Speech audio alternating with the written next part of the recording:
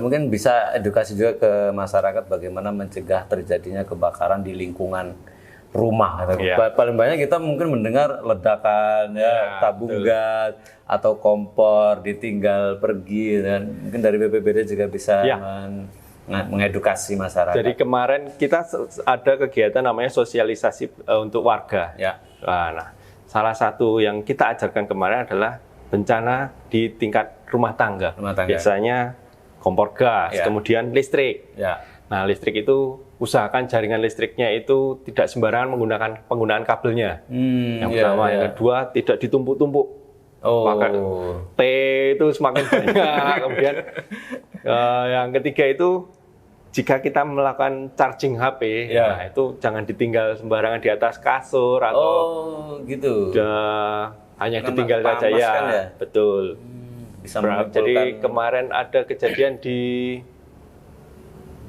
Bogeman, pernah kejadian di Bogeman itu kebakaran, untuk tidak meluas. Yang kita takutkan itu adalah ketika itu disebut bencana, ketika itu meluas. Nah, kalau satu rumah jadinya musibah untuk yang punya rumah kan. Nah, itu karena penggunaan steker yang enggak beraturan itu, seperti numpuk-numpuk, ditumpuk-tumpuk, sehingga panas, yang terminalnya panas, yang meleleh, sehingga muncul api. Kemudian jika kita menggunakan gas, kompor gas, kita perhatikan ketika kita akan pergi beraktivitas keluar rumah, pastikan kita kompor gasnya sudah mati, tidak ada nyala api lagi. Kemudian ketika kita membeli, pastikan silnya itu masih tersegel. Kemudian ketika dipasang itu tidak ngeses itu ya, suara angin. Kemudian di kabelnya, selangnya cek apakah ada bocoran atau tidak. Cara ngeceknya mudah, itu biasanya dikasih sabun, kalau ada gelembung itu berarti ada lubang di selangnya. Itu harus diganti atau ditambal. Diganti saja. Harus diganti. Diganti saja. Jangan, kita tidak sarankan untuk menambal selang yang bocor. Antisipasinya bisa dicek teman-teman, nanti selangnya sampai rumah ya. Saya juga jarang ngecek. Ya mungkin ibu-ibu ya yang sering di dapur itu kan bisa mengecek gasnya. Kadang yang lalai, kebanyakan memang lalai. Dan sebenarnya alat yang untuk penahan itu bukan standar ya. Jadi itu bahaya. Kadang pernah saya menemui bahwa ketika kami mengedukasi warga karena seling gasnya ngeses, hanya ditimpa muntu. Nah itu bahaya itu. Jangan dicoba-coba. Dikasih talenan atau apa itu jangan. Nggak boleh. Itu berarti regulator yang rusak atau karet silnya yang rusak. Harus diganti. Iya, harus diganti. Karena semakin ditekan malah bisa meledak ya. Iya, kadang saya juga melakukan. Aduh, kurangnya edukasi saya. Ya, dengan ini teman-teman mudah-mudahan bisa teredukasi ya. Karena ini juga penting di lingkup keluarga kita lah, terdekat lah. Bisa dicek kompor gasnya, gasnya, listrik ini juga penting sekali. Dan kemarin juga barusan kejadian kebakaran besar ya di DKI Jakarta, museum nasional terbakar. Luar biasa. Ini benar-benar kita harus antisipasi betul di musim kemarau ini ya. Dan tentu juga nanti di musim hujan.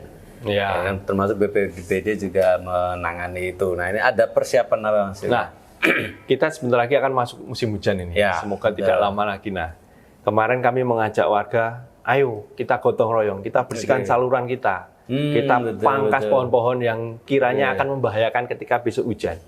Karena kalau kita lihat, pohonnya sudah menyentuh kabel listrik, pohonnya sudah menyentuh kabel atau apa, akarnya sudah rapuh. Nah itu segera kita teman-teman di sini bisa ngubungin DLH atau dinas-dinas terkait untuk membantu pemotongan itu. Atau kerja bakti, lebih baik kerja bakti, bangkitkan semangat kerja bakti di masyarakat kita.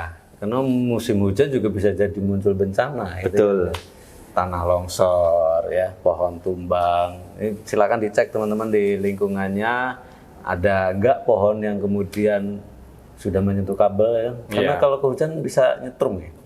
Biasanya karena ketika kena angin dia akan bersentuhan terus. Sehingga bisa percikan api. Kalau patah itu akan membahayakan yang lainnya kan. Nah, itu kejatuhan itu kan, pohon tumbang kan. Di Pemkot Magelang sendiri sudah mempersiapkan itu Mas ya. Sudah. Bahkan juga sudah ada pemangkasan. Sudah. Jadi dari rekan-rekan di DLH itu sudah rutin keliling untuk pemangkasan pohon-pohon yang sekiranya membahayakan. Ya. Dan itu masyarakat juga bisa melapor ke pemerintah ya, bisa BPBD, bisa dinas terkait lingkungan hidup untuk kalau pohon besar mungkin tidak mampu. Bisa lapor ke kelurahan. Kelurahan adalah yang paling dekat, bisa lapor ke lurah.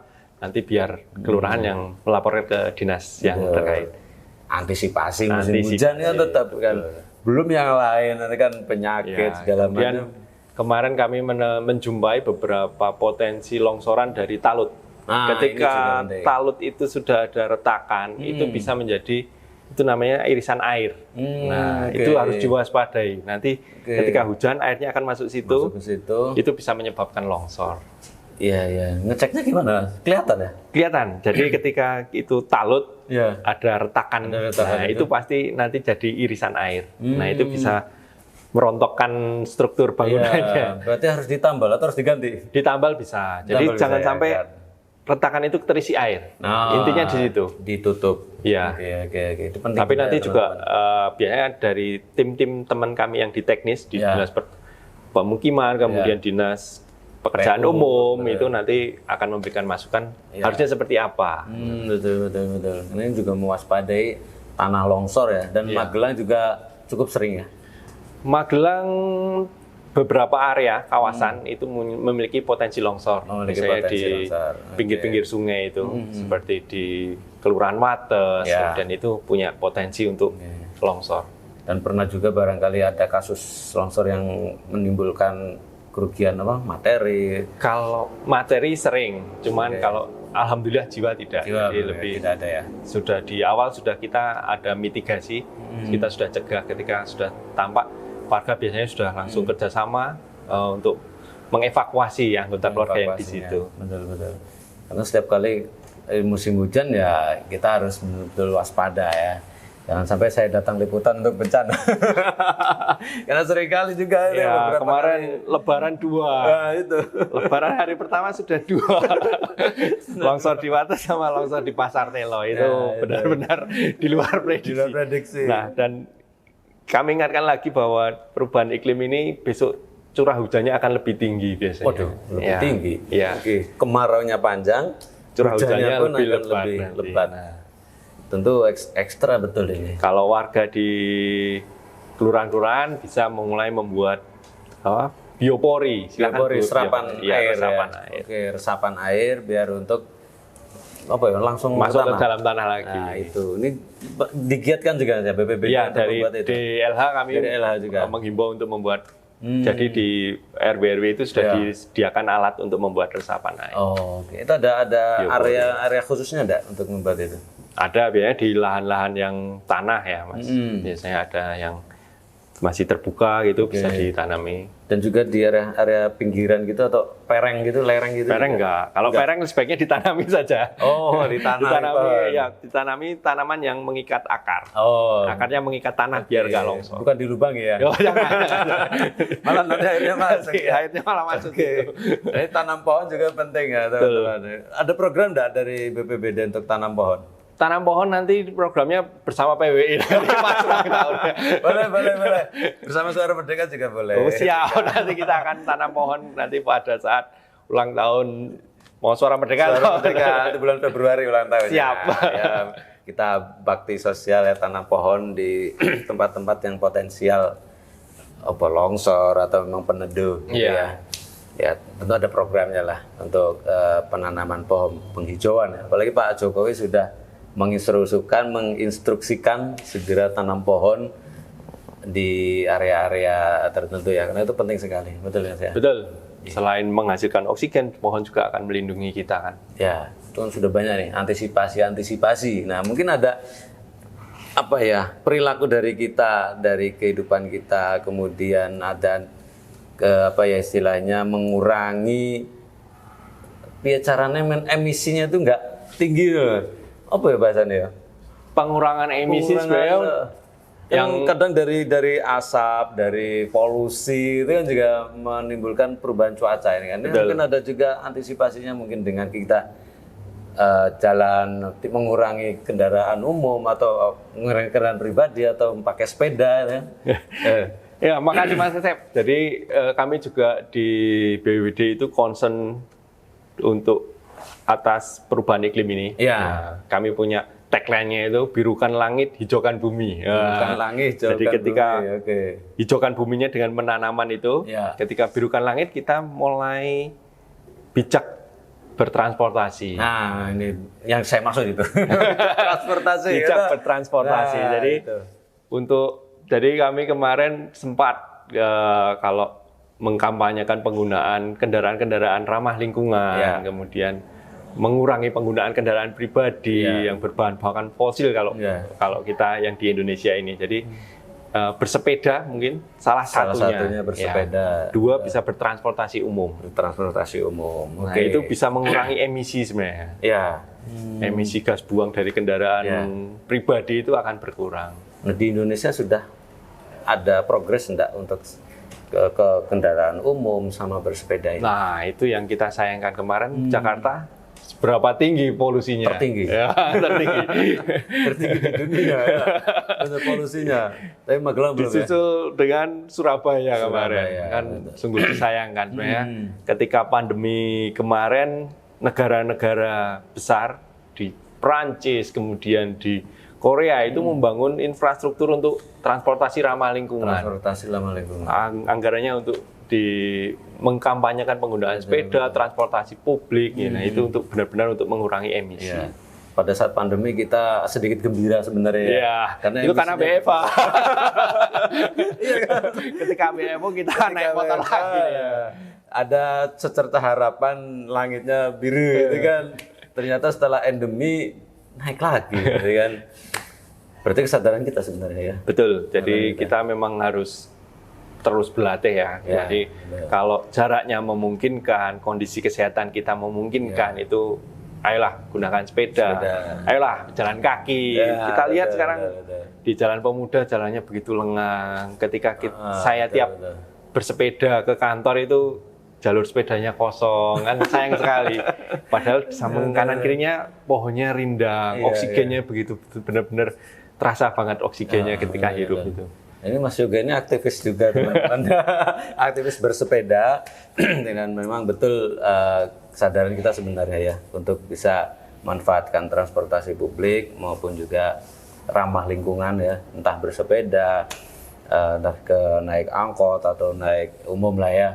Nah, tapi ada pemerintah juga kan sedang menggalakkan kendaraan listrik, Mas. Ini sebenarnya satu solusi atau menambah masalah?